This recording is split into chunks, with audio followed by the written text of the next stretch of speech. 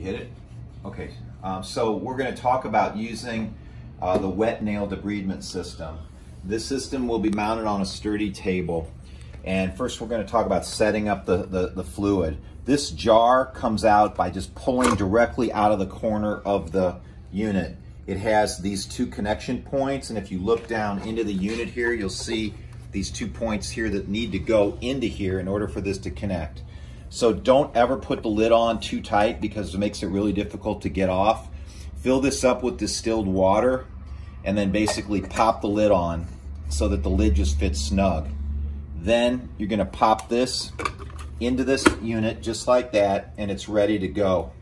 Now the handpiece, any drill bit could be put into this handpiece, and there's no locking mechanism. It automatically locks around the handpiece when you push it in.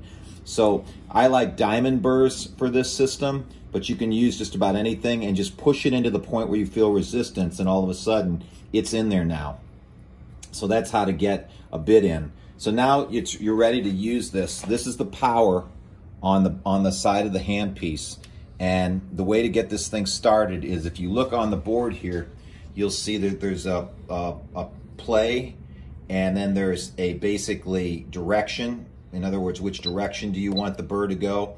And then there's amount of power or torque, and then there's memories here. So if we just hit play here, I'm going to show you that with these lights on, play being on, I can turn this on, and it is, I'm going to turn off the water jet just for a second. So right now, if you look, there's no water coming out of this, but you see these LED lights?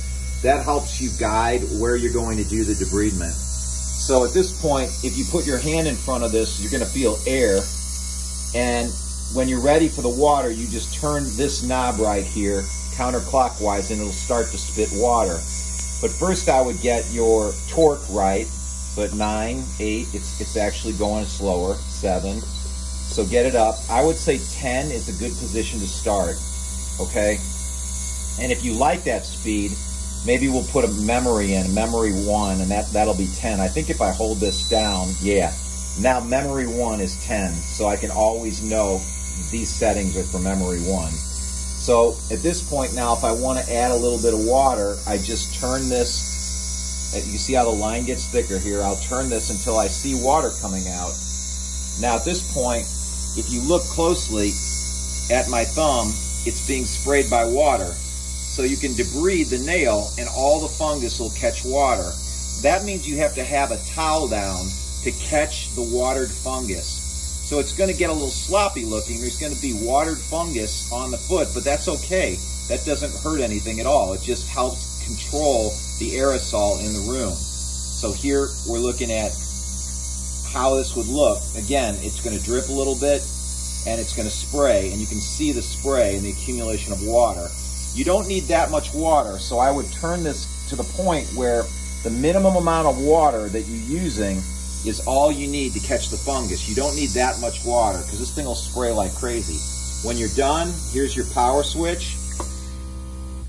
It turns everything off. And now you can take your bit out and you can clean the system up, and it'll be ready for the next person to use. Be cognizant of the amount of water that's in here. You're not going to go through that much water, so it'll probably be about 5 to 10 uses before this thing drains out.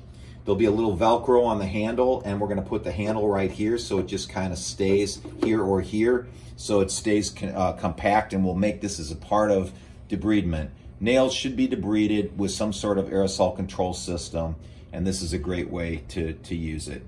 We'll let you practice with this, and if there's any questions, text me or email me. Okay.